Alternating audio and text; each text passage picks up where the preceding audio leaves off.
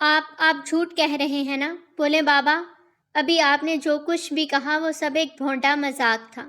اپنی کانپتی آواز اور صدمے سے دو چار ہوتی وہ باپ کے افسردہ چہرے کو دیکھتی۔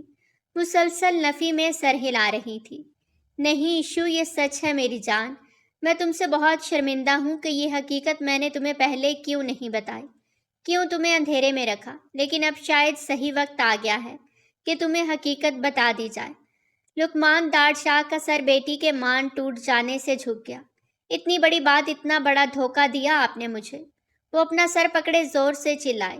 ایشو میری بات۔ وہ بھی اسے تھامتے اتنا بولے تھے جب وہ ان کے ہاتھ جھٹکتی۔ دور ہٹی۔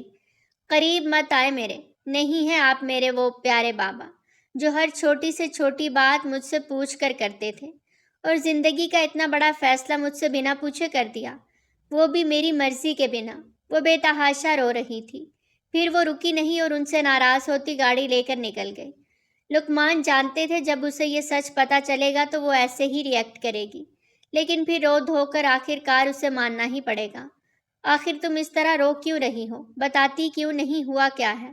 ظفر جو اس کے بابا کے قریبی دوست ارشد کا بیٹا تھا، دونوں بچپن سے ساتھ پل بڑھ کر جوان ہوئے، وہ اس کا صرف دوست تھا۔ اس کے بار بار پوچھنے پہ بھی الیشما نے کوئی جواب نہیں دیا۔ وہ بس ایک ہی بات سوچ سوچ کر رو رہی تھی کہ اس کے بابا نے اس کی زندگی کا فیصلہ کیسے اس کی اجازت کے بنا ایسے انسان سے کر دیا جسے نہ وہ جانتی تھی نہ ہی کبھی دیکھا تھا۔ صرف اتنا پتا تھا کہ وہ ایک جاہل اجڑ گاؤں دیہات میں رہنے والا نہایت عام سا انسان ہے، جس سے اس کے باپ نے چھوٹی سی عمر میں نکاح پڑھوا دیا تھا، اور کہاں وہ آکسفورڈ سے پڑھی نہایت لائق فائق اسٹوڈنٹ، انتہا کی حسین کی دنیا اس کی دیوانی تھی، دولت شہرت اور باپ کی تمام تر محبت کی تنہا وارث، نہایت بگڑی ہوئی آزاد خیال۔ وہ کیسے اپنی نازو پلی جگر کے گوشے کو کم ظرفوں کے حوالے کر سکتے تھے؟ یار کچھ تو بتاؤ، ہوا کیا ہے؟ اچھا چلو اٹھو، میرے ساتھ چلو۔ ظفر اس کا ہاتھ پکڑے ریڈ نائٹ کلب میں لے آیا، پھر اس کے لیے سافٹ ڈرنک منگوائی۔ کلب میں بجتا تیز میوزک اور ناچتے گاتے جھومتے نوجوان، کوئی بھی رنگینی اس کے غم کو کم کر کے نہیں دے رہی تھی۔ کہاں وہ ایک جوتا خریدنے کے لیے سب سے مہنگے برانڈ کا انتخاب کرنے والی، اور ایک بار استعمال کرنے پر اسے پلٹ کر دوبارہ نہیں دیکھنے والی کی زندگی کا ہم سفر، اس کی پسند کے بنا، وہ بھی نہایت نچلے درجے کا، جسے وہ اپنا نوکر بھی نہ بنائے اس کا شوہر بنا بیٹھا تھا۔ یہ غم کسی طور کم نہیں ہو رہا تھا۔ وہ اتنا رو چکی تھی کہ اسے اچھے برے کی اس وقت کوئی تمیز نہیں رہی تھی۔ تبھی اس کی ڈرنک آ گئی۔ جب ظفر نے شیطانی مسکراہٹ کے ساتھ اس کی ڈرنک میں جیب سے کچھ گولیاں نکالتے ڈرنک میں ملائیں اور اسے پلانے لگا۔ الیشما لاکھ بری سہی لیکن بدفعال اور حرام چیزوں سے ہمیشہ دور رہتی تھی۔ اس وقت وہ اتنی ڈپریس تھی کہ ظفر کی وہ ڈرنک بنا کسی ہچکچاہٹ کے پی گئی۔ کچھ ہی دیر گزری تھی کہ اسے دنیا گھومتی محسوس ہونے لگی۔ اسے زور زور کے چکر آنے لگے، جس سے وہ اپنا سر ٹیبل پر ٹکا گئی۔ اسی وقت کلب کے دروازے کو کچھ اونچے لمبے تڑنگے بندے توڑتے ہوئے اندر آئے اور پورے کلب کو اپنی حراست میں لے لیا۔ نوجوان نسل جو گناہ عام کرنے میں مست تھی، ان نقاب پوش اور پولیس کو آتا دیکھ چیختے چلاتے ادھر ادھر بھاگ رہے تھے۔ بہت سوں کو پولیس نے اریسٹ بھی کر لیا۔ ظفر نے جب دیکھا کہ پولیس ریڈ مار چکی ہے تو وہ گن نکالتا فائر کرنے لگا۔ بدلے میں مقابل سے بھی فائرنگ ہونے لگی۔ اسی دوران ایک نقاب پوش کی نظر ٹیبل پہ سر رکھے اس لڑکی پر جا ٹکی جسے وہ لاکھوں میں بھی پہچان سکتا تھا۔ اس کے ہاتھ میں پہنا ڈائمنڈ کا بریسلٹ اور بھورے بال وہ کیسے بھول جاتا۔ الیشما لقمان ڈاڑ، زیر لب نام لیتا وہ اس کی طرف بڑھا اور اتنی خاموشی سے اسے اٹھا کر اپنی جیب میں ڈال گیا کہ کسی کو پتہ بھی نہیں چلا۔ وہ ان سب کا کمانڈر تھا جنہیں وہ لیڈ کر رہا تھا جب تک قانونی کارروائی مکمل نہیں ہوئی۔ الیشما لقمان اس کی گاڑی میں آرام سے سوتی رہی۔ اپنا کام ختم کرنے کے بعد وہ گاڑی کی طرف آیا جہاں وہ نشے میں چور مست دنیا سے بے خبر سوئی تھی۔ ایک نظر اس بلا کی حسین مورت کو دیکھتا خود کو بمشکل قابو کرتا۔ وہ گاڑی تیز رفتار میں آگے بڑھا گیا۔ الیشما اسے تو خبر ہی نہیں تھی کہ اس وقت وہ کہاں ہے اور کس کے ساتھ جا رہی ہے، اور جب اسے پتہ لگنا تھا تب تک بہت دیر ہو جانی تھی۔ بڑی بڑی دراز کھڑکیوں سے چھن کر آتی دھوپ کی نرم گرم سی شعاعیں اس کے چہرے پہ پڑ رہی تھیں، جس سے اس کا گلابی وجود دھوپ کی شرارت سے کسمسایا۔ اس کی بھوری گھنی زلفیں شاداب رخسار پر بکھری تھی۔ مندی مندی آنکھیں کھول کر چہرے سے بالوں کو ہٹاتی وہ اٹھ کر بیٹھی۔ اس کا سر تیزی سے گھوم رہا تھا۔ اس نے ہاتھ مار کر بیڈ پر موبائل ڈھونڈنا چاہا۔ کہاں چلا گیا موبائل؟ غصے سے تیز آواز پورے کمرے میں گونجنے لگی جب اس کی سرخ بند آنکھیں پوری کھل گئیں۔ وہ حیران ششتر نگاہوں سے اطراف کا جائزہ لینے لگی۔ اونچا سیاہ رنگ کا بیڈ، گرے پردے، سامنے دیوار پہ لگی سیاہ گورے کی بڑی سی تصویر، کمرے کے کونے میں رکھے ورزشی آلات، نیم تاریک کمرہ پرسرار سا لگ رہا تھا۔ یہ اس کا کمرہ ہرگز نہیں تھا، تو پھر وہ کہاں تھی؟ لمحے کے 1000ویں حصے میں وہ چھلانگ لگا کر بیڈ سے نیچے اتری۔ بابا! اس کا دل گھبرایا تو بے ساختہ لبوں سے نکلا۔ وہ بزدل یا ڈرپوک نہیں تھی، لیکن نہ سمجھ میں آنے والی صورتحال نے اسے الجھا کے رکھ دیا۔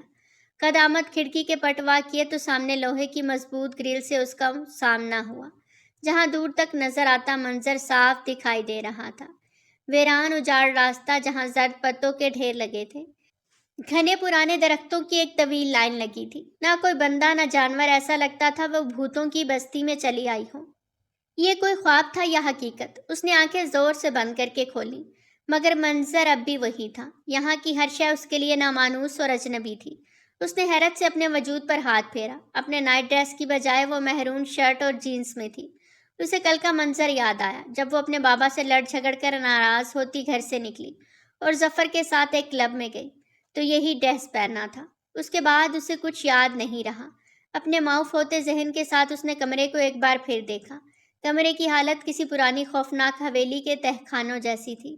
تو کیا مجھے؟ یہ سوچ ذہن میں آتے ہی وہ بھاگ کر مین گیٹ کی طرف آئی۔ کس کی اتنی جرأت کہ وہ لقمان داڑ شاہ کی بیٹی پر ہاتھ ڈالنے کی ہمت کرے؟ کون ہے وہ احمق جس نے مجھے کڈنیپ کر کے اپنی موت کو دعوت دی؟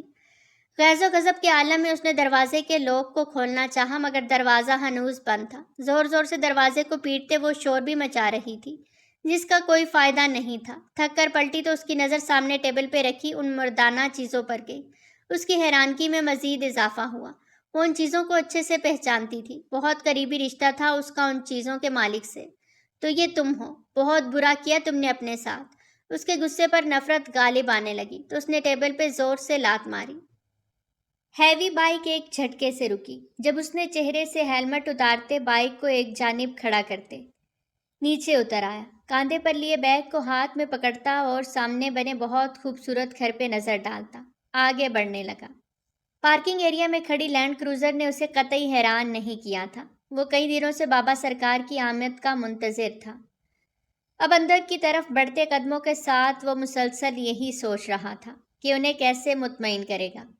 انہی سوچوں میں ڈوبا وہ جیسے ہی حال میں آیا تو انابیہ سے اس کا سامنا ہوا۔ کیا بابا سرکار آئے ہوئے ہیں؟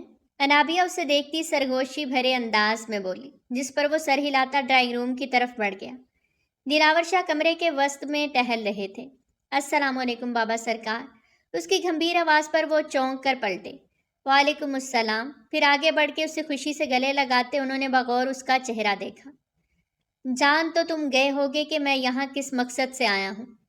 ٹیکنیکل یونیفارم پہنے وہ اتنا ہینڈسم اور ڈیشنگ لگ رہا تھا کہ وہ کچھ پل تو اسے دیکھے گئے۔ اپنا سامان سامنے ٹیبل پہ رکھتا وہ سعادت مندی سے ان کے سامنے صوفے پر ٹک گیا۔ الیشما کا کچھ پتہ چلا؟ انہوں نے کھوجتی نظروں سے دیکھتے پوچھا۔ نہیں، ابھی کچھ پتہ نہیں چلا، ہم اسے ڈھونڈ رہے ہیں، بنا کسی ایکسپریشن کے اس نے سنجیدگی سے کہا۔ کس کام کی تمہاری اسپیشل سروس گروپ کی ٹیم ہے جو ایک لڑکی کو برآمد نہیں کر سکی؟ لڑکی بھی کوئی معمولی گھرانے کی نہیں، اور تم تو کمانڈو ہو، اپنے گروپ کو لیڈ کرتے ہو۔ کہاں گئی اب تمہاری ساری انٹیلیجنس؟ ان کی آواز تیز ہوئی۔ لقمان اسے ہر جگہ تلاش کر چکا ہے، اور جانتے ہو وہ کیا کہہ رہا تھا؟ اس کے چہرے پر اب بھی پتھریلی سختی تھی۔ وہ خاموش ہی رہا۔ اسے تم پر شک ہے۔ وہ کہتا ہے الیشما کو تم نے کڈنیپ کیا ہے۔ وہ کسی طور بھی اس کی کمزوری پکڑ نہیں پا رہے تھے۔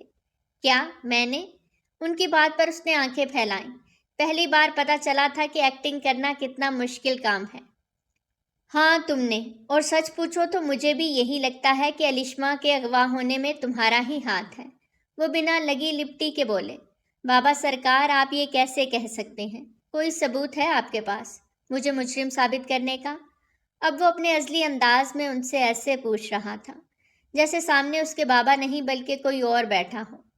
دیکھو بیٹا، بھلے ہی تم قد اور مرتبے میں ہم سے بہت اوپر پہنچ گئے ہو، مگر عمر اور تجربے میں اب بھی چھوٹے ہو۔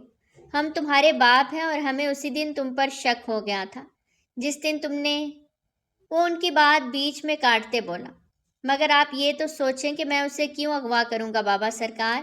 آپ جانتے بھی ہیں کس پر اغوا کا الزام لگا رہے ہیں، ایک ملٹری کے قابل افسر پر۔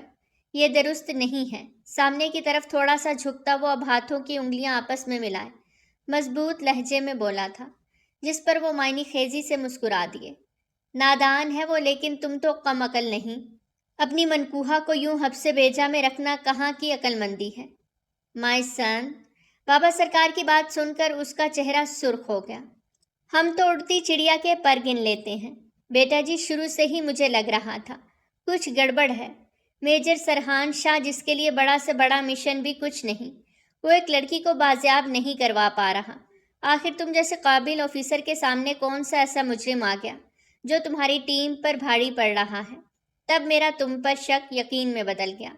اتنے دن میں اسی لیے خاموش رہا کہ شاید تم کوئی قدم اٹھاؤ، مگر تمہاری خاموشی نے مجھے پریشانی میں مبتلا کر دیا۔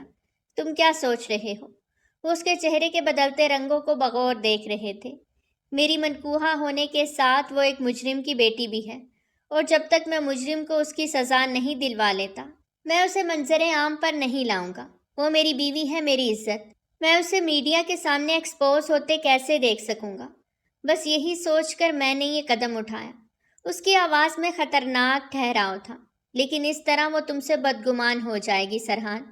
وہ اب مطمئن نظر آتے بولے، وہ پہلے ہی مجھ سے متنفر اور بدگمان ہے بابا۔ مجھے اپنا اول درجے کا دشمن سمجھتی ہے محترمہ۔ اس کا سراپا ذہن میں لہرایا تو ایک مسکان لبوں پر بکھر گئی۔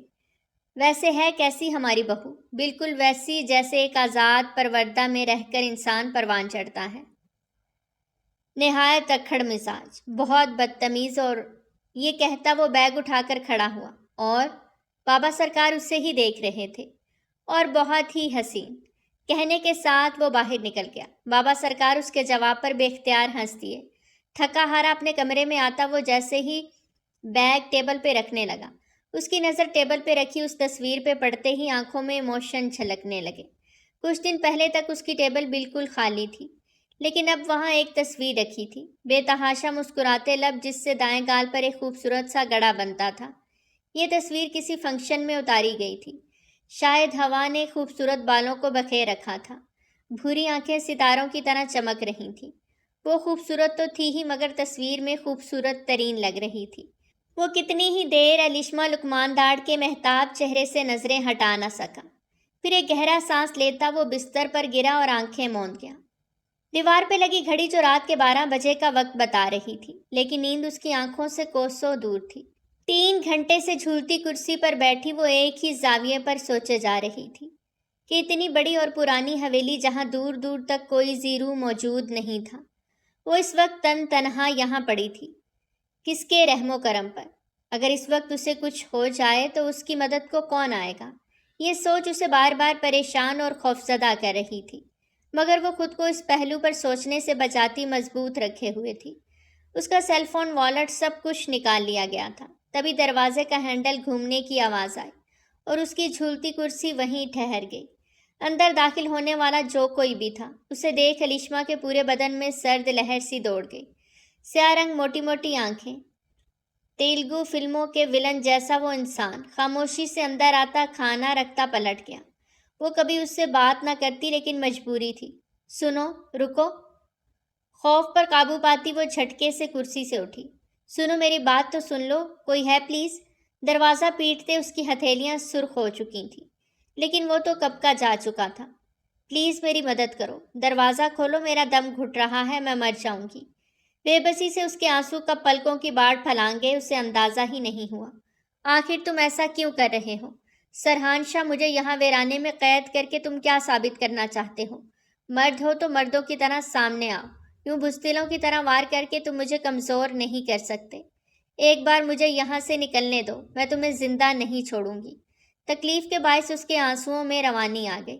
لوگ تمہیں محافظ سمجھتے ہیں، جبکہ اصل میں تم ایک لٹیرے ہو سرحان شاہ۔ بے قصوروں کو زبردستی اپنی بے پناہ طاقت سے تم ڈراتے ہو، لیکن مجھے تم ڈرا نہیں سکتے۔ جو زبردستی تم میرے ساتھ کر رہے ہو، اس سے تمہیں کچھ حاصل نہیں ہوگا۔ میں تمہیں تمہارے مقصد میں کبھی کامیاب نہیں ہونے دوں گی۔ اس نے کھانے کی ٹرے اٹھا کر دروازے پر ماری، پھر بیڈ پر گرتی پھوٹ پھوٹ کے رونے لگی۔ اسے سرحان شاہ سے اپنی پہلی ملاقات یاد آ گئی۔ او گاڈ، اس گاڑی کو بھی یہیں خراب ہونا تھا۔ اب کیا کروں؟ فون کے نیٹ ورک بھی نہیں آ رہے۔ کس سے مدد مانگوں؟ دور دور تک پھیلا سنسان گھنا جنگل، جس کے بیچ سے ایک سڑک گزرتی تھی۔ نہ کوئی بندہ، نہ بندے کی ذات۔ اس نے پریشانی سے اپنے بالوں کو مٹھی میں جکڑ لیا۔ تبھی دور سے ایک تیز رفتار بائک اس سے اپنی اور آتی دکھائی دی۔ وہ بائک اسی رفتار سے آگے بڑھ جاتی اگر جو اسے اس سنسان بیابان میں وہ لڑکی دکھائی نہ دیتی تو۔ سفید سلک کا گاؤن، لمبے بھورے بال، لائٹ میک اپ کیے وہ اتنی حسین لگ رہی تھی کہ سرحان شاہ نے ایک بار دیکھنے پر اسے پھر پلٹ کر نہیں دیکھا۔ کیا آپ کو مدد کی ضرورت ہے مس؟ وہ بائک اس کے پاس روکتا بنا ہیلمٹ اتارتے بولا۔ جی، میری گاڑی خراب ہو گئی ہے۔ بنا کسی خوف کے وہ اس کے سامنے کھڑی تھی، لیکن سامنے والے کی شاندار جسامت، لمبا قد اور غضب کی پرسنالٹی دیکھ کر وہ ایک پل کو ہچکچائی، لیکن اگلے پل اپنے پورے اعتماد کے ساتھ بولی، کوئی بات نہیں، آپ میرے ساتھ آ جائیں، میں آپ کو چھوڑ دیتا ہوں۔ وہ اتنا کہتا بائک پر سیدھا بیٹھ گیا۔ الیشما کچھ پل بائک کو دیکھتی گہری سوچ میں ڈوبی، پھر سنبھل کر اس سے تھوڑا فاصلہ قائم کرتے بیٹھ گئی۔ آپ کو اس طرح اکیلے اس راستے پر، وہ بھی رات کو، نہیں نکلنا چاہیے تھا، خاص کر اتنی بھرپور تیاری کے ساتھ، کیونکہ یہ راستہ کچھ خاص ہی مقبول ہے۔ اپنے کرائم کی بیس پر چوری ڈکیتی تو بہت عام بات ہے یہاں، کئی لوگوں کی لاشیں بھی ملی ہیں۔ شکر کریں اس وقت آپ کی مدد کو میں پہنچ گیا، ورنہ شاید ہی کوئی یہاں سے اس وقت گزرتا۔ لگتا ہے آپ یہاں نہیں ہیں، اس لیے بے خبر ہیں، ورنہ سنسان خوفناک جنگل میں کون بن سنور کے کھڑا ہوتا ہے؟ اپنی طرف سے پوری انفارمیشن دینے کے ساتھ پتہ نہیں وہ اس کی تعریف کر رہا تھا یا اس کا مذاق اڑا رہا تھا۔ الیشما صحیح طرح اندازہ نہ لگا پائی۔ ایکسکیوز می، میں کوئی شوق میں تو نہیں کھڑی ہوئی یہاں، اور پھر مجھے نہیں پتا تھا کہ گاڑی یوں خراب ہو جائے گی۔ ماتھے پر بل لیے وہ بولی تھی، آپ کو دیکھ کر اچھے سے اچھا بندہ خراب ہو جائے، پھر تو یہ گاڑی ہے۔ ایسے کھلے عام دعوت حسن پیش کرنا کوئی اچھی بات ہے؟ کوئی اور دیکھتا تو آپ کو خوبصورت چڑیل سمجھ کر ہی بھاگ جاتا۔ اس کی زبان کے جوہر پہ وہ اشش کر اٹھی۔ دل تو کیا زور کا گھونسا اس کی کمر پہ جڑتے، لیکن اس پر خون کے گھونٹ پینا ہی عقل مندی تھی۔ 11 بج چکے تھے، پارٹی تو کب کی شروع ہو چکی تھی۔ گاڑی اگر عین وقت پہ دھوکہ نہ دیتی تو اس وقت وہ پارٹی میں انجوائے کر رہی ہوتی۔ بس یہیں روک دیں۔ اس کے کہنے پہ سرحان نے بائک روکتے نظر اٹھا کر سامنے فارم ہاؤس کی طرف دیکھا، جس کی چھت پر بہت سی لائٹس لگی تھیں، جن کی روشنی میں نوجوان لڑکے اور لڑکیاں ہاتھوں میں گلاس لیے تیز میوزک کی آواز پر ناچ رہے تھے۔ اس نے آہستہ سے اپنا ہیلمٹ اتارا تو ایک پل کو الیشما اسے دیکھتی رہ گئی۔ تھینکس، اتنا کہتی پلٹ کر جانے لگی تھی جب اس کی آواز پر رک گئی۔ ایک مشورہ ہے، اگر کبھی اکیلے نکلیں تو اس طرح بن سور کر نہ نکلیں، وہ بھی رات کو۔ دنیا میں بھوکے بھیڑیے بھرے پڑے ہیں، جنہیں آپ جیسوں کی تلاش ہمہ وقت رہتی ہے۔ ہر بار سرحان شاہ جیسے مدد کو نہیں آتے۔ اپنی نسوانیت کا خیال آپ کو خود کرنا ہے۔ اس کے الفاظوں کی گہرائی میں ڈوبتی وہ مڑ کر بے اختیار اسے دیکھے گئی، جب پیچھے سے ظفر کی آتی آواز پر اس کا سحر ٹوٹا۔ یار، کہاں رہ گئی تھی؟ کب سے انتظار کر رہا ہوں، ظفر اس کے قریب آتے بولا، جب سرحان اپنی بائک تیزی سے اڑاتا چلا گیا۔ یہ کون ہے جس کے ساتھ تم آئی؟ وہ بھی بائک پر؟ اب تو ظفر کی آئیبرو تن گئی۔ کچھ نہیں، چلو سب بتاتی ہوں، یہ کہتی وہ ایک نظر دور جاتی بائک کو دیکھتی اندر بڑھ گئی، اور وہیں پرانی یادوں میں الجھی الیشما کی کب آنکھ لگی پتہ ہی نہیں چلا۔ پاگلوں کی طرح کھالی دیواروں سے سر ٹکراتی، ادھر ادھر چکر لگاتے اسے تیسرا دن ہو گیا تھا، جو سالوں صدیوں کے برابر لگتا تھا۔ تنہائی، وحشت اور اکیلے پن سے لڑ لڑ کر تھک جاتی تو بیڈ پر ڈھیر ہو جاتی۔ ذرا دیر کو آنکھ لگی تھی، اسی دوران کوئی کھانا رکھ کے چلا گیا۔ جب اس کی آنکھ کھلی تو کھانا ٹھنڈا ہو چکا تھا۔ شدید بھوک میں مرتی کیا نہ کرتی، وہی ٹھنڈا کھانا زہر مار کر کے کھانے لگی، ہمہ وقت جس کے سامنے درجنوں ملازم مستعد رہا کرتے تھے، جو ذرا سی ٹھنڈی چائے ہو جانے پر چائے دیوار پر دے مارتی، جسے ہر چیز پرفیکٹ چاہیے ہوتی۔ آج وہ 3 دنوں سے ساری نزاکتیں بھولی مر مر کے جی رہی تھی۔ وہ آزاد ہوا میں سانس لیتی ہنستی، جسے اچانک سے قید کر دیا گیا تھا کہ وہ پھڑ پھڑا بھی نہ سکی۔ غصے سے اس نے لوہے کی مضبوط گریل کو زور زور سے ہلانے کی کوشش کی، لیکن ہاتھ میں اٹھتے درد کی وجہ سے وہ گریل سے سر ٹکا کر بے بسی سے رونے لگی۔ اس کے پاس کئی درجنوں خوبصورت پرندے اور پالتو جانور تھے جو سنہرے پنجروں میں قید تھے۔ وہ بہترین شکاری تھی، لیکن آج اسے احساس ہو رہا تھا کہ آزادی کتنی بڑی نعمت ہے۔ نیلے آسمان پر اڑتے پرندوں کو حسرت سے دیکھتی وہ یہی احساس شدت سے دل میں لیے ہوئے تھی کہ یہاں سے نکلتے وہ سب سے پہلے ان سب پرندوں اور جانوروں کو آزاد کر دے گی، مگر وہ یہاں سے نکلے گی کیسے؟ یہ سوچتے اسے پھر سے رونا آ گیا۔ کتنے بزدل ہو تم، دنیا کے سامنے ہیرو بننے کا ڈرامہ کرتے ہو اور اندر سے فرعون بن کر ظلم ڈھاتے ہو۔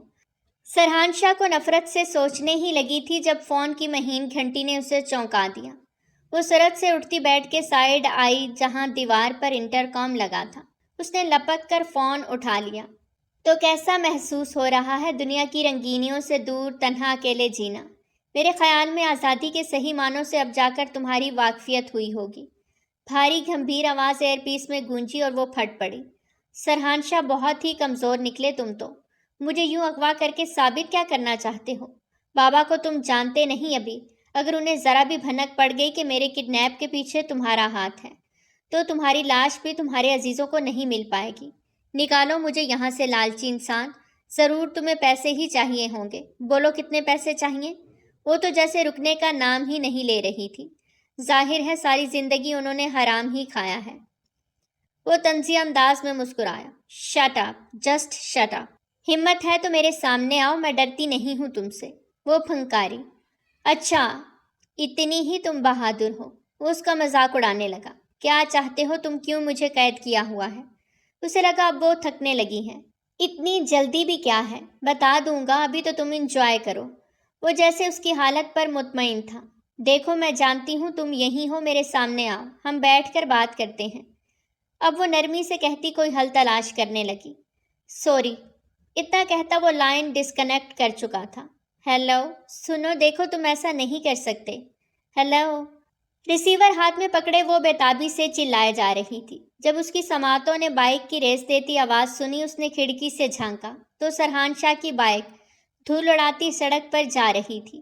وہ روتی رہی، چلاتی رہی، لیکن اس ظالم نے پلٹ کر اس پر ترس نہیں کھایا۔ سوری بابا، مجھے آپ سے ناراض ہو کر نہیں جانا چاہیے تھا۔ شاید یہ میری اسی گناہ کی سزا ہے۔ دیوار سے سر ٹکاتی وہ پھر رو دی۔ جب کچھ سوچ کر وہ کونے میں رکھی الماری کی طرف بڑھی۔ اس الماری میں کیا ہے دیکھوں تو۔ پہلا پٹ کھولا تو سامنے ہینگر میں کئی مردانہ کپڑے لٹکے تھے اور درازوں میں چند کاغذات وغیرہ پڑے تھے۔ سب کچھ بیکار، اس آدمی کی طرح، میرے کام کا کچھ نہیں۔ اس نے بیزاری سے نچلے دراز میں ہاتھ مارا جب اچانک اس کے ہاتھ ایک فریم شد تصویر لگی۔ یہ ایک فیملی گروپ فوٹو تھی۔ بہت سے چہرے اس کے لیے اجنبی تھے، مگر چند چہروں کو دیکھ کر اس کی آنکھیں پھٹی کی پھٹی رہ گئیں۔ سر لقمان داڑشاہ کی صبح سے کالز آ رہی ہیں، اپنی بیٹی کے بارے میں پوچھ رہا ہے۔ وہ کوئی فائل پڑھ رہا تھا جب ایس پی کی اسے کال آئی۔ وہ دونوں ایک کیس پر مل کر کام کر رہے تھے۔ اب اس کی کال آئے تو کہنا ہم اسے ڈھونڈ رہے ہیں، مل جائے گی تو بتا دیں گے، اور اگر پھر بھی ہم پر یقین نہیں تو جا کر خود ڈھونڈ لے۔ اتنا کہتا وہ فون رکھ گیا۔ پھر ایک مسکراہٹ اس دشمن جاں کو سوچ کر لبوں پر آئی، اور بے اختیار اس سے ہوئی دوسری ملاقات اسے یاد آ گئی۔ یہ بائک یہاں کس گدھے نے پارک کی ہے؟ ظفر پارکنگ ایریا میں کھڑا چیخ رہا تھا۔ میری بائک ہے، سرحان گہری سنجیدگی لیے بولا۔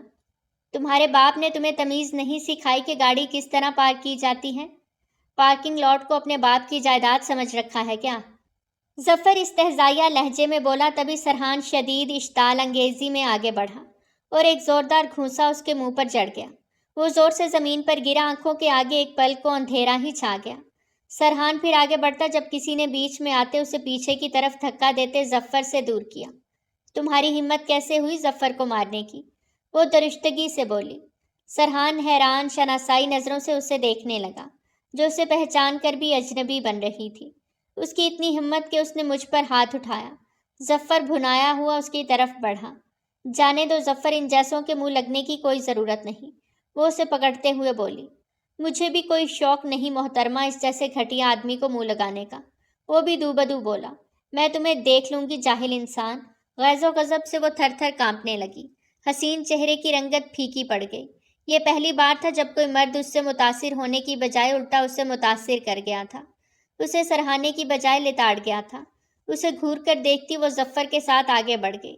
تیسری ملاقات اس کی ایک پارٹی میں ہوئی تھی، جس میں صاف وہ پہلی نظر میں اسے نظر انداز کر گیا۔ اس نے بھی سرحان کی وجیح شخصیت دیکھ کر منہ پھیر لیا۔ اب کے بھی وہ ظفر کے ساتھ ہنس ہنس کر باتیں کر رہی تھی، اور یہ شخص جو بظاہر بہت خوش اخلاق اور بامروت نظر آتا تھا، اندر سے اتنا ہی گرا ہوا کمینہ شخص تھا۔ علیشما اسے جانتی تھی یا نہیں، لیکن سرحان اس کو اچھے سے جانتا تھا۔ اس کی پوری فائل اس کے پاس موجود تھی۔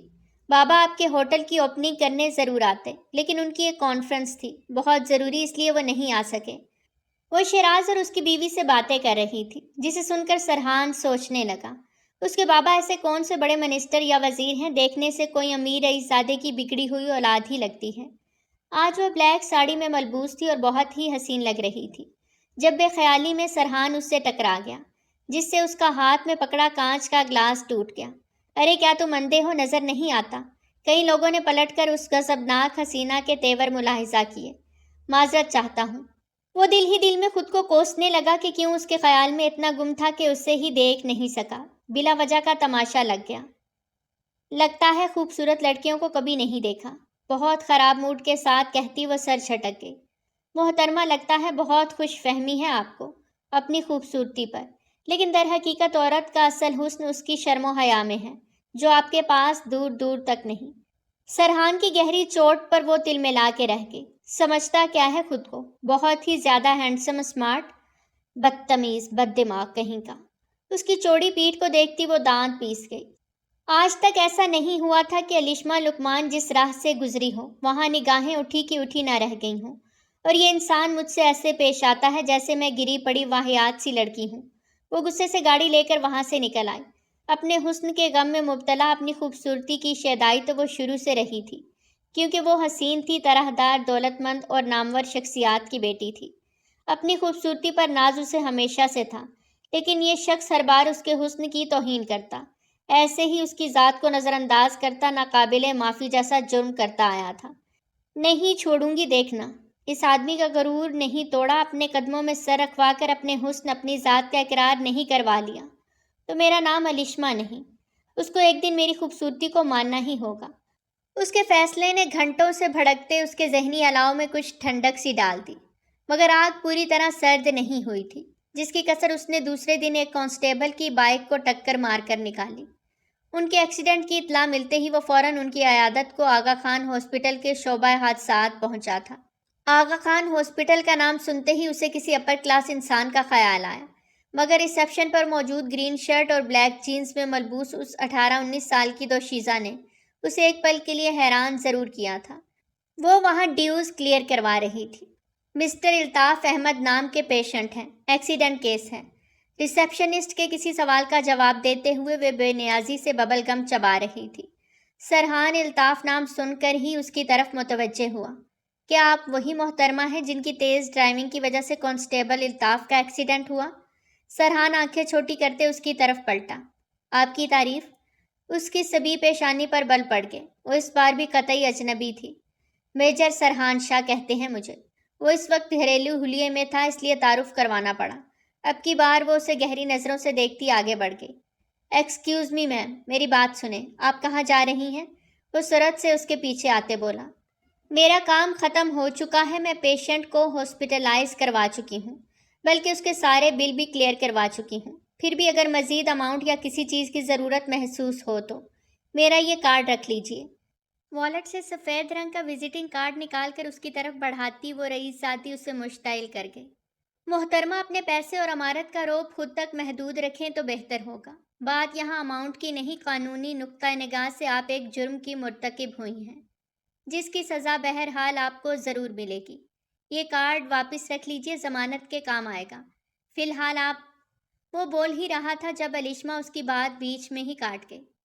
Excuse me mister X Y Z, آپ میجر ہوں یا کرنل مجھے کوئی فرق نہیں پڑتا۔ آپ کو اس شہر میں چند لوگ جانتے ہوں گے، اور میرے بابا کو پورا شہر۔ میں علیشما لقماندار شاہ ہوں۔ لقماندار شاہ کا نام تو سنا ہوگا نا آپ نے؟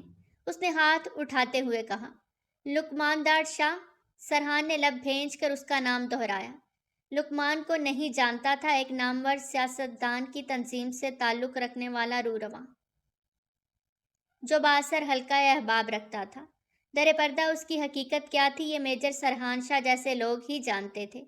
وہ ہائی ہیل کی ٹک ٹک بجاتی اس کے سامنے سے جا چکی تھی، لیکن سرحان شاہ نے ہمیشہ کے لیے معذور ہو جانے والے الطاف احمد کی درخواست پر اسے عدالت آنے کے لیے مجبور کر دیا تھا۔ بے شک وہ بڑے باپ کی بیٹی تھی، مگر وہ بھی میجر سرحان شاہ تھا جس کا تعلق ملٹری سے تھا۔ وہ ان گنے چنے لوگوں میں سے ایک تھا جن کی نظر میں مجرم فقط مجرم ہوتا ہے۔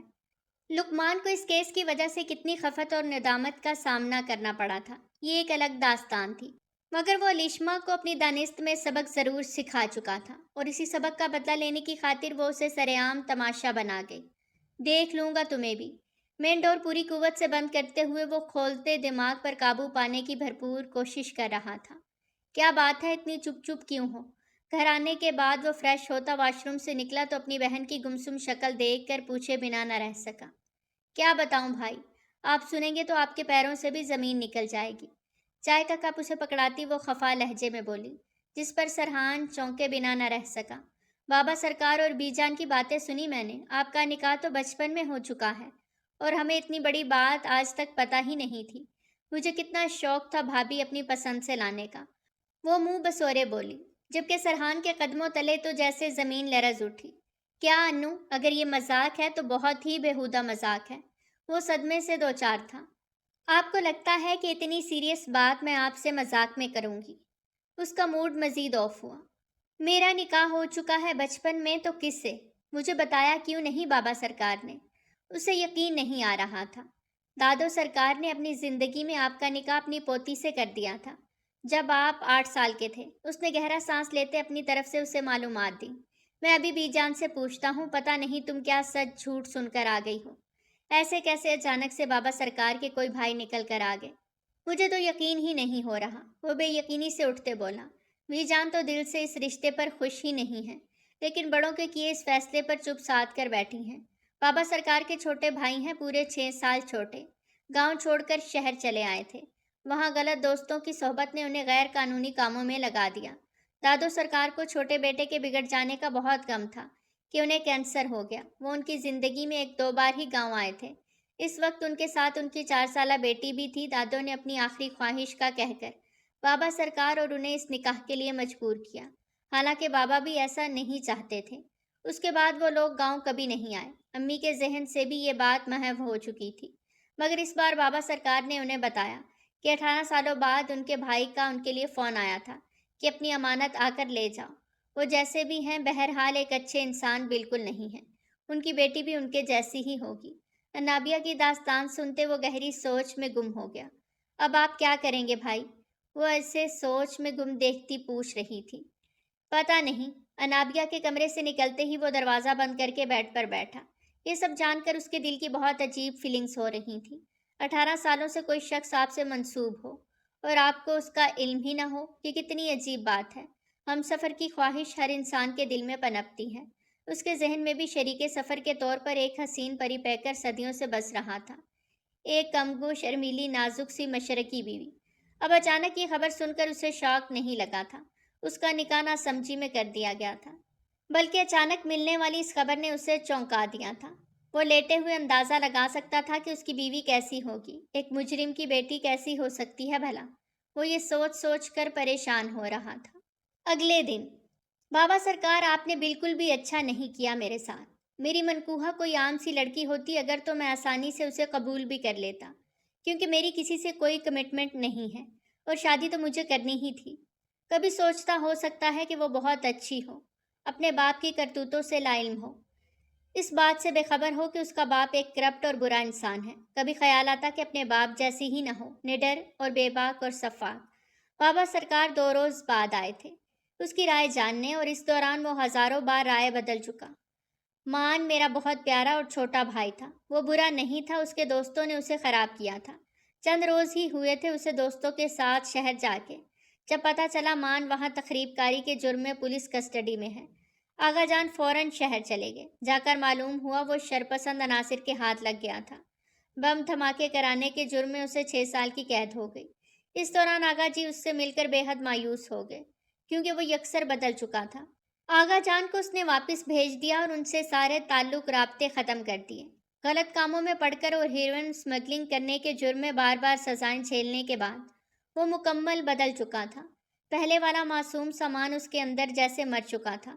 اس سب کے بعد ہم سب کے لیے وہ بھی مر چکا تھا۔ آغا جان کے آخری ایام میں وہ ان سے ملنے آیا تو ان کی خواہش پر اس کی پیاری خوبصورت سی بیٹی کا نکاح تم سے کرنا پڑا۔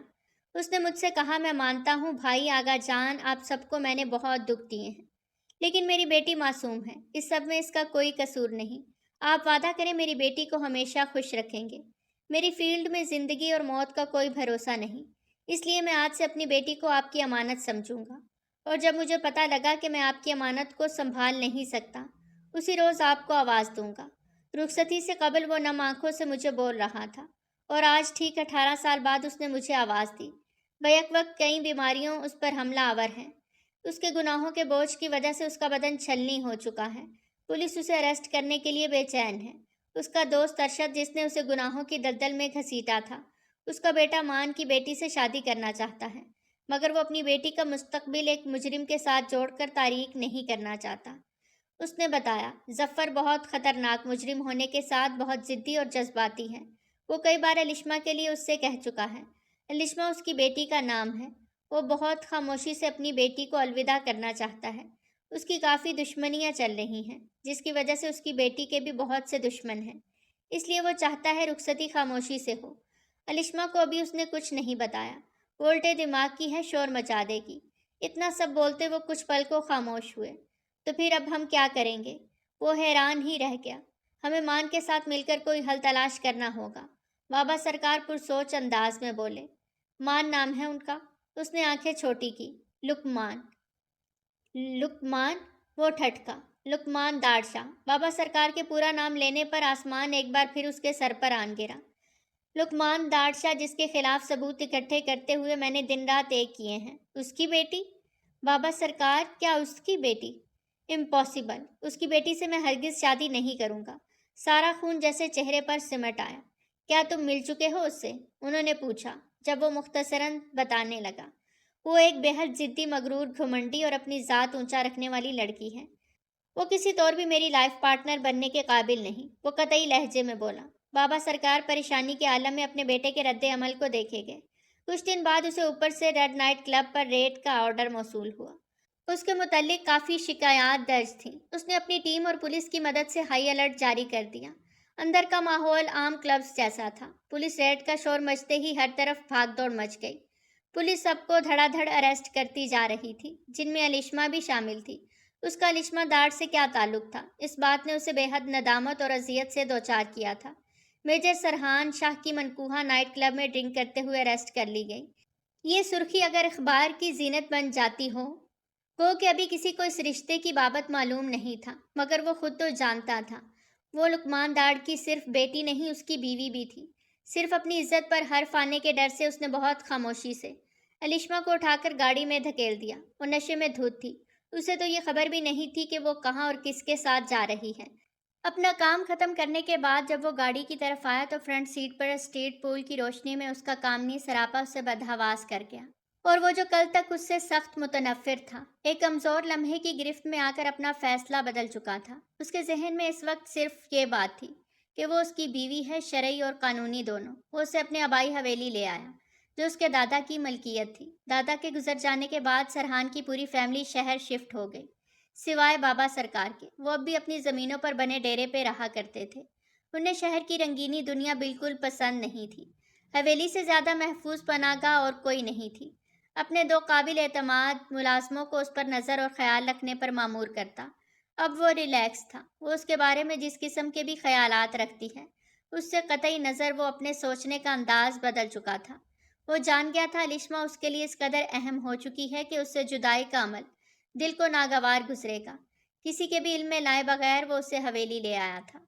قدیم حویلی پر چھائی وحشتناک خاموشی اندھیرے کے بازوؤں میں سمٹ چکی تھی۔ کچھ جل رہی لائٹس کی روشنی کے باوجود خوف کی دبیز تنہائی کی باہوں میں سانس لے رہی تھی۔ گھڑی رات کے 10 بجا رہی تھی۔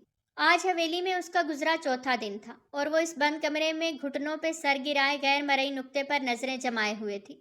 حویلی پر اتنی خاموشی اور وحشت کا راج تھا کہ کوئی عام لڑکی ہوتی تو اب تک اس کا ہارٹ فیل ہو چکا ہوتا۔ گو کہ 2 ملازمین یہاں موجود تھے، مگر وہ 4 دنوں سے اس کمرے میں مقید تھی۔ ان 4 دنوں میں بمشکل اس نے 3 مرتبہ کھانا کھایا۔ نیند اس کی آنکھوں سے اڑ چکی تھی۔ بمشکل چند گھنٹے اس نے جھپکی لی تھی۔ سرحان شاہ ابھی تک اس کے سامنے نہیں آیا تھا۔ ابھی تک اس کی صرف بات ہوئی تھی۔ وہ اس کا مقصد تو نہ جان پائی، لیکن اس کے خیال میں وہ اس سے اپنی بے عزتی کا بدلہ لے رہا تھا، اس لیے اسے اغوا کر کے اس کے بابا کو پریشان کرنا چاہتا تھا۔ دوسری طرف اس کے بابا کوئی عام آدمی تو تھے نہیں، بہت بااثر اور بارسوخ شخصیت کے حامل انسان تھے۔ حیرانگی تو اسی بات پر تھی کہ اپنی لاڈلی اور اکلوتی اولاد کو 4 دنوں بعد بھی وہ برآمد نہیں کر پائے تھے۔ تاوان کا معاملہ ہوتا تو وہ کب کی جا چکی ہوتی، لیکن سرحان شاہ کو دولت سے نہیں، اس کے بابا کی غیرت سے غرض تھی، اور وہ اس کی دھجیاں بکھیرنے کے لیے ہی اسے اغوا کر چکا تھا۔ شہر میں علیشما کے اغوا کا کیس کس قدر ہاٹ ایشو بن چکا تھا، وہ اندازہ کر سکتی تھی۔ پولیس اس کی تلاش میں سرگرم ہوگی، اس کے بابا کے کارندے اسے ہر جگہ ڈھونڈ رہے ہوں گے، یہ سب وہ اچھے سے جانتی تھی۔ یہ حویلی جس ویرانے میں ہے، شاید ہی بابا یہاں تک رسائی حاصل کر پائیں۔ 4 دنوں میں پہلی بار وہ مایوس ہوئی۔ کیا سرحان شاہ اس قدر بااثر اور طاقتور ہے کہ بابا سے ٹکر لینے کی جرأت کر بیٹھا ہے؟ مانا کہ خود کو توپ چیز سمجھتا ہے، مگر بابا کے سامنے تو چڑیا بھی پر نہیں مار سکتی، تو سرحان شاہ کیا چیز ہے؟ بہت برا حشر کروں گی میں تمہارا سرحان شاہ، یہاں سے ایک بار نکل تو لوں، اتنی عبرتناک سزا دلواؤں گی کہ موت بھی پناہ مانگے گی۔ آئندہ علیشما کی طرف دیکھنا بھی بھول جاؤ گے۔ بہت بڑی حماقت کی ہے تم نے۔ علیشما کوئی عام لڑکی نہیں جسے تم نے اغوا کیا، اس کا اندازہ تمہیں بہت جلد ہو جائے گا۔ لیکن میں یہاں سے نکلوں گی کیسے؟ نفرت سے در و دیوار کو تکتے ہوئے وہ بڑبڑا رہی تھی۔ دفعتاً اسے بائک کی گڑگڑاہٹ سنائی دی، اس کا دل بے ساختہ دھڑکا۔ اگلے ہی لمحے وہ اچھل کر دروازے سے لگتی باہر سے آتی ہلکی ہلکی آوازوں پر غور کرنے لگی۔ اچانک اس کے بھاری قدموں کے بوٹ کی آواز اسے کمرے کی طرف آتی سنائی دینے لگی۔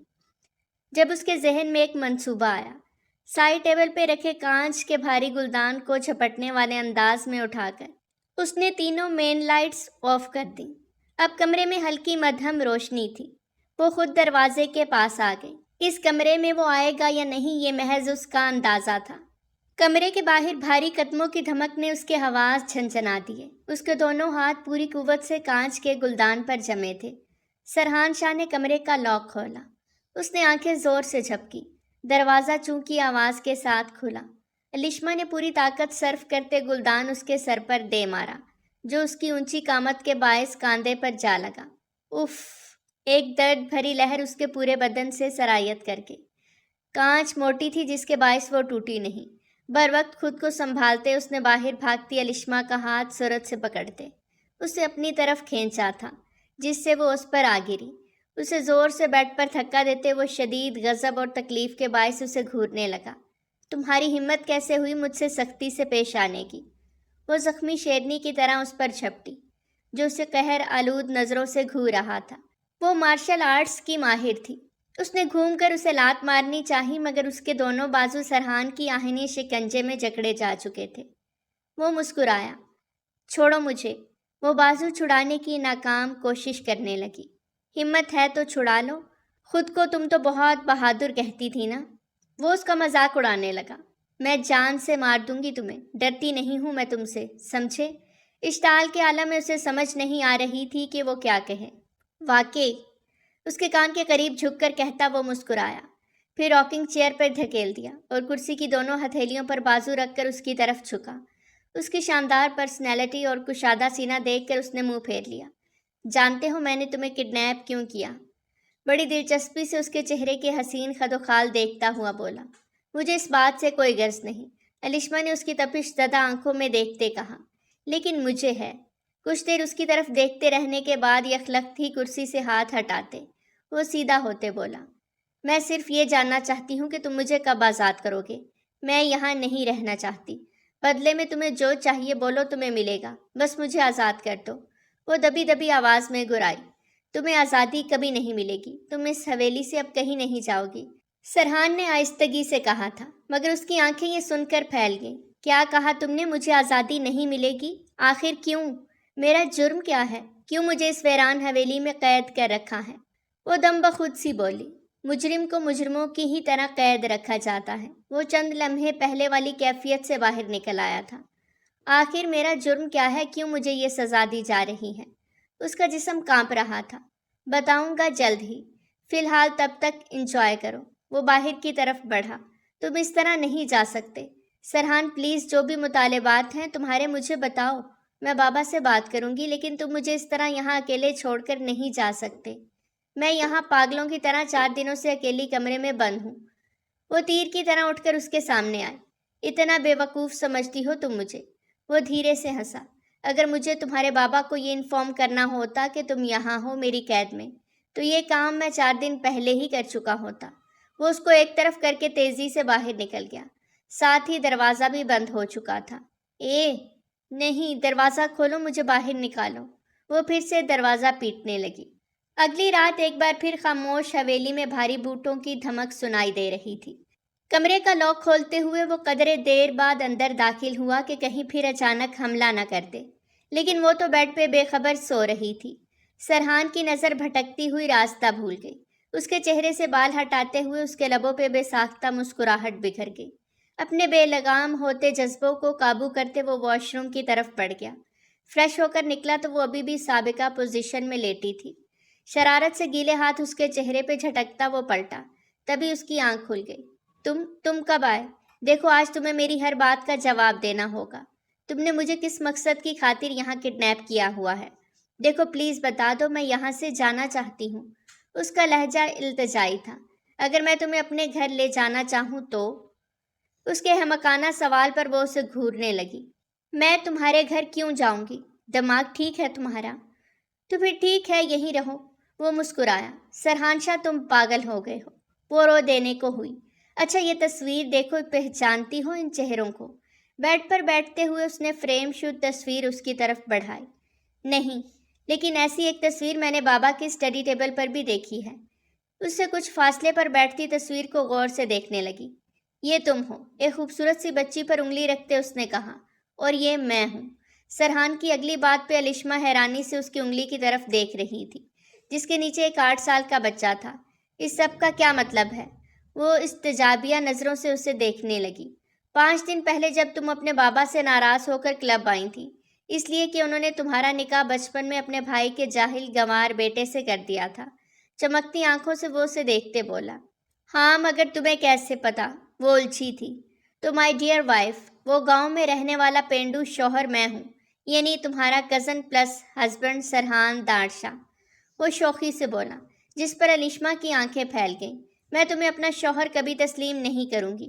پیر پٹکتی وہ جانے لگی۔ سرحان اپنی لو دیتی نگاہوں سے اسے دیکھ رہا تھا۔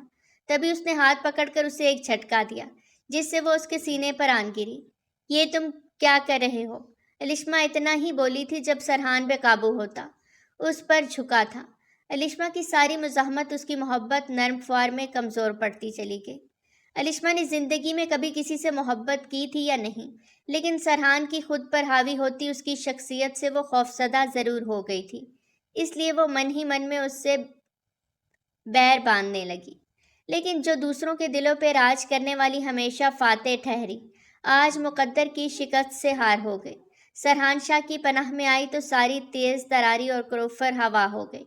وہ مضبوط کردار کا مرد اس کا شرعی حقدار سرحان شاہ نکلا تھا۔ وہ الشمہ نہیں، الشمہ سرحان شاہ بن گئی تھی، اس کی بیوی جو بڑے آرام سے اس پر اپنا حق جتا رہا تھا۔ مجھے سمجھ نہیں آتا میں ان سے کیسے بات کروں۔ کل تک میں جنہیں سزا دلوانے پھانسی لگوانے کے لیے بے چین تھا، آج وہ بے بسی سے پہلو بدلتا وہ گویا ہوا۔ جو بھی ہے وہ تیرا چاچا ہے اور سسر ہے، بابا سرکار بولے تھے۔ الشمہ بیٹی کا کوئی قصور نہیں ہے سرحان، تم اسے یہاں لے آؤ، یہ میرا حکم ہے۔ بابا سرکار یہ کہتے اپنے کمرے کی طرف بڑھ گئے، اور وہ اسی شام اسے لینے آ پہنچا، جو اس سے منہ نیچے جھکائے ناراض بیٹھی تھی۔ الشمہ، ہاتھ مت لگاؤ مجھ سے اپنا حق وصول کر کے تم مجھے اس تنہائیوں کی قید میں کیسے چھوڑ کر جا سکتے ہو سرحان؟ میں نے تو تمہیں اپنا سب کچھ مان لیا، لیکن تم نے کیا کیا؟ تم ٹھہرے نا وہی مرد جس کا تمہیں گھمنڈ تھا، تم مجھ سے میرا سب چھین کر مجھے ہی تنہا کر گئے۔ وہ اس کی شرٹ مٹھیوں میں دبوچے چیخ رہی تھی، چلا رہی تھی، جب سرحان نے اسے بہت محبت سے اپنے سینے میں بھر لیا۔ وہ اس کے شانے سے لگی بری طرح رو دی۔ میں نہیں چاہتا الشمہ کہ تمہیں کوئی نقصان پہنچے، میں صرف تمہاری حفاظت چاہتا ہوں، کیونکہ میں تم سے کب سے محبت کرنے لگا مجھے خود بھی نہیں پتا۔ ظفر پاگلوں کی طرح تمہاری بو سونگھ رہا ہے۔ چچا جان کے کہنے پر میں نے تمہیں یہاں رکھا، لیکن اب اور نہیں، میں تمہیں لینے آیا ہوں۔ علیشما، جانتا ہوں تمہاری ساری شکایتوں کا، دکھوں کا، تکلیفوں کا ذمہ دار میں ہوں، لیکن اس کا مداوع بھی میں ہی کروں گا۔ بہت پیار سے وہ اسے سینے میں زور سے بھینچتے بولا۔ علیشما نے حیرانی سے سر اٹھا کر اس کی طرف دیکھا۔ ہاں چچا جان جانتے ہیں کہ تم میرے پاس ہو، ان کے کہنے پر میں تمہیں یہاں لایا تھا، لیکن اب تم مزید یہاں نہیں رہو گی۔ یہ کہتا وہ اسے شاہ ہاؤس لے آیا۔ وہ جیسے ہی گاڑی سے اتری تبھی سامنے سے اسے لقمان ڈاڑ شاہ اپنے بھائی کے ساتھ آتے دکھائی دیے۔ بابا! وہ دوڑ کر ان کے سینے سے جا لگی۔ آنسو ایک بار پھر بے وفائی کر گئے تھے۔ ارے ارے بیٹا، رو کیوں رہی ہو؟ تم تو میری بہت بہادر اور پیاری بیٹی ہو۔ ان کی آنکھیں بھی نم ہو گئیں۔ بابا، پورے 6 دن ہو گئے میں نے آپ کو دیکھا تک نہیں۔ جانتے ہیں میں نے آپ کو کتنا یاد کیا۔ وہ سب کو ایک نظر دیکھتی اپنے باپ سے بولی۔ لقمان ڈار نے اسے سب سے ملوایا اور شروع سے آخر تک سب کچھ اسے بتا دیا، یہاں تک اپنا جرم بھی اس پر آشکار کر دیا، جسے وہ دھڑکتے دل سے سننے لگی۔ میں شروع میں بہت پریشان ہو گیا تھا، پھر جلد ہی مجھے پتا چل گیا کہ تم محفوظ ہاتھوں میں ہو۔